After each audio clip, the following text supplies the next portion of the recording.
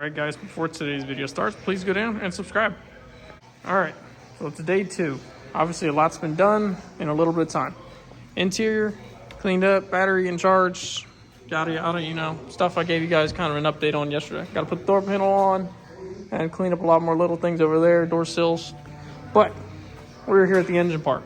And I can't get the bottom end freed up. We have tried a lot, to try and get this thing freed up. Put new oil in it, flushed out the radiator. Coolant system looks really good. You can still see some of the water in there, nice and clean. I'm getting ready to pull the intake manifold, pull the heads off, and try and whack the pistons a little bit downward to try and free them up without having to, you know, yank this entire motor out, yank the oil pan off, stuff like that.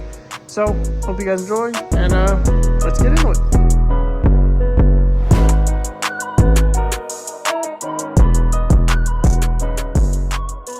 So I didn't show you, me pulling the heads off stuff. It's nothing you haven't seen on a million other channels. But as you can see down in there, 0.30. So 30 over pistons, which does make it a 355 small block Chevy. Now this side, look at that. I guess an animal or something got in here, started making a home.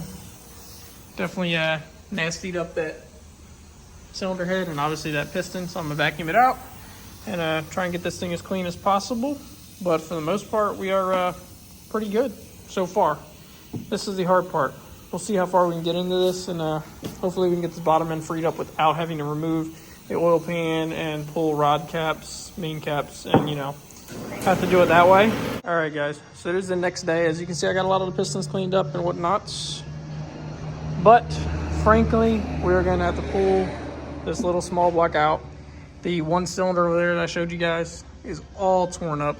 There's no way of fixing it, at least not here. I tried using my bore cleaner, the old style way, but it's just too far gone. If you guys can see that. Yeah, it's like that all the way around. It's just way too far gone. This is really, really bad from sitting for 30 years. There's just no way to fix up that hole without having it cut. So what we'll end up having to do is we're going to yank this motor out right now, and then I'm going to have the machine shop cut it, do new piston rings, new rod and main bearings, and then spray it a brand new color, have it all brand new, fresh for him, and we'll go from there. As the motor is out, I'm going to go in here, clean up all the rusty, nasty stuff, spray it all black. The new master cylinder, we will decide on that. It's pretty cheap. They're only like 40-50 bucks for that. The headers, I'll be spraying black. Since they'll be, the motor will be out. These headers are a pain in the dick to work on with them in the fucking car. I'm going to be honest with you. They're a pain in the ass. Fuck those things. But we're going to pull the headers, spray them black. Everything else will get sprayed black around it. I don't know if we'll leave the old Excel coil pack and distributor setup because I don't even know if it works yet, because we don't even have a good running motor yet. Obviously, I can't even get this thing to turn yet. The crank even got a little fucked up on the bolt. The original bolt stripped out. So I retapped it, put a different bolt in there. Probably gonna have the machine shop redo that, make sure it's nice, snug, and smooth, rolls and all that stuff, and everything works as it should. Now we know the lifters, rockers, push rods, the cylinder heads will have to get touched up as well. Valve spring should be fine.